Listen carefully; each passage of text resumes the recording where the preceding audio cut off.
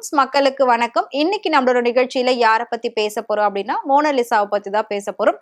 Mona Lisa அப்படின்னாலே நம்மளோட ஞாபகத்துக்கு வர்றது கும்பமேளால கண்டெடுத்த காந்த கண்ணழகி. ஆமாங்க, அவங்கள பத்தி தான் பேச போறோம். மோனலிசா அப்படிங்கிறவங்க 2024 நடந்த ஒரு கும்பமேளால ஊசி பாசி மணி வித்துக்கிட்டு இருந்தாங்க. சோ அங்க வந்த ஒரு சில யங்ஸ்டர்ஸ் எல்லாம் என்ன பண்ணாங்கன்னா, இந்த பொண்ணு நேச்சுரலா ரொம்ப அழகா இருக்கு, அவங்களோட கண்ணு ரொம்ப சூப்பரா இருக்கு அப்படின்னு சொல்லி அவங்கள போட்டோ எடுத்து அதை சோசியல் மீடியாவில் போட்டு ரொம்ப வைரல் ஆக்குனாங்க. அதுக்கப்புறம் அந்த பொண்ணு பயங்கர வைரல் ஆயிட்டாங்க. அவங்கள பாக்குற எல்லாரும் செல்ஃபி வேணும் அப்படின்லாம் சொல்லி கேட்டு அவங்களோட தூக்கத்தையே கெடுக்க ஆரம்பிச்சுட்டாங்க அப்படின்லாம் சொல்லி அவங்க வந்து பிரஸ் மீட் எல்லாம் கொடுத்திருந்தாங்க. அதுக்கப்புறமா சினிமால இருக்கக்கூடிய டைரக்டர்ஸோட கண்ணு அந்த பொண்ணு மேல பட்டுச்சு.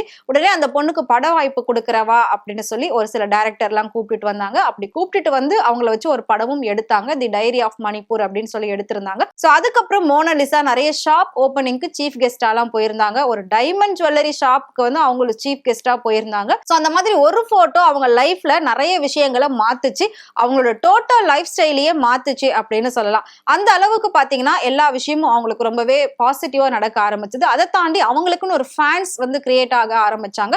சோ இன்ஸ்டால அவங்களோட பேஜுக்கு அப்படின்னாலே அவ்வளோ ஃபாலோவர்ஸ் இருப்பாங்க. அந்த அளவுக்கு அவங்களோட லைஃப் ஸ்டைல் மாறுச்சு. சோ ரீசெண்டா அவங்க நிறைய படங்கள் பண்ணியிருந்தாங்க, ஆல்பம் சாங்ஸ் பண்ணியிருந்தாங்க. அப்படி இருக்கிறப்போ இன்னும் மத்த லாங்குவேஜ் எல்லாம் கூட அவங்களுக்கு வந்து வாய்ப்புகள் வர ஆரம்பிச்சுக்கிட்டு இருந்தது.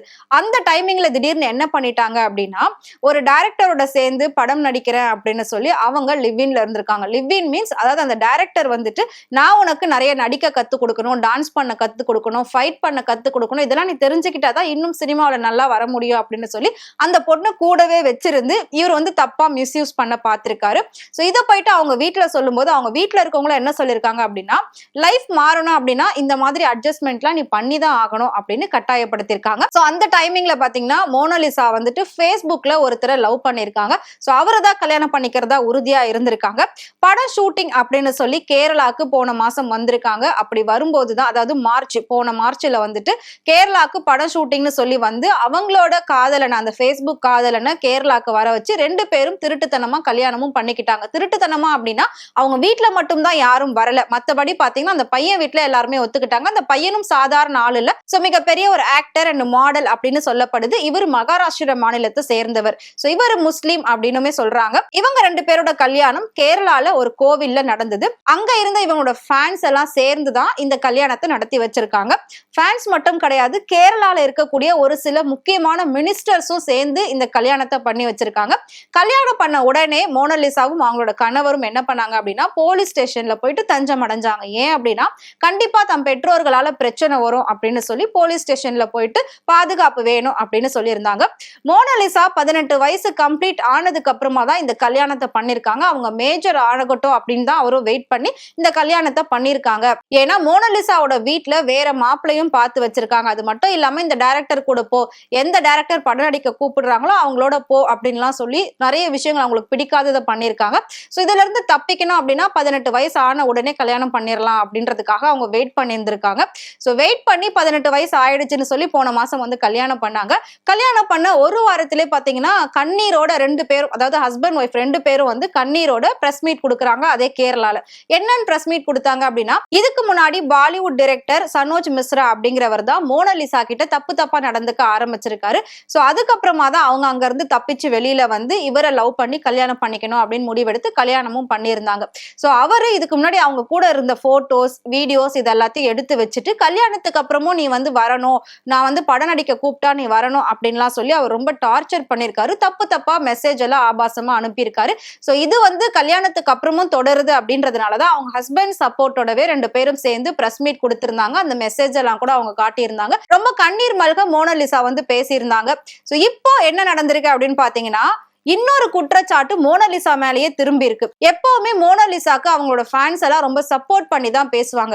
ஆனா இப்போ மோனலிசா மேலேயே ஒரு குற்றச்சாட்டு வந்திருக்கு. என்ன அப்படின்னா, மோனலிசாக்கு இன்னும் 18 வயசே கம்ப்ளீட் ஆகல, கல்யாணம் சீக்கிரம் பண்ணணும், அவங்க வீட்ல இருந்து தப்பிக்கணும் அப்படின்றதுக்காக டூப்ளிகேட் சர்டிபிகேட் ரெடி பண்ணி தான் அவங்க கல்யாணத்தை பண்ணிருக்காங்க. அப்படி பார்த்தா மோனலிசா இன்னும் மேஜரே ஆகல, அதாவது 18 இயர்ஸ் அவங்க இன்னும் கிராஸே பண்ணல. அதுக்குள்ள இப்படி ஒரு கல்யாணம் பண்ணி மோசடி நடந்திருக்கு அவங்க லைஃப்ல.